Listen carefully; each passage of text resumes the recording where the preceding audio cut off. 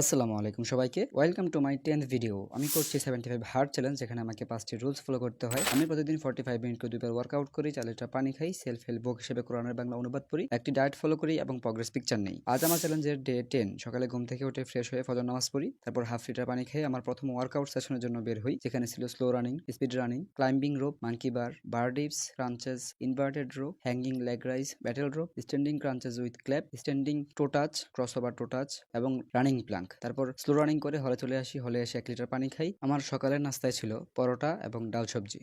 আজ আমি কোরআন থেকে পড়ি 5 নম্বর সূরা, সূরা আল মায়াদা, আয়াত 98 থেকে 100। আল্লাহ তাআলা বলেছেন, জেনে নাও নিশ্চয়ই আল্লাহ কঠোর শাস্তিদাতা ও নিশ্চয়ই আল্লাহ ক্ষমাশীল দয়ালু। রাসূলের দায়িত্ব শুধু পৌঁছে দেওয়া। আল্লাহ জানেন যা কিছু তোমরা প্রকাশ্যে করো এবং যা কিছু গোপনে করো। বলে দিন, অপবিত্র ও পবিত্র সমান নয়, যদিও অপবিত্রের প্রাচুর্য তোমাকে বিস্মিত করে। অতএব হে বুদ্ধিমানগণ, আল্লাহকে ভয় করো যাতে তোমরা মুক্তি পাও।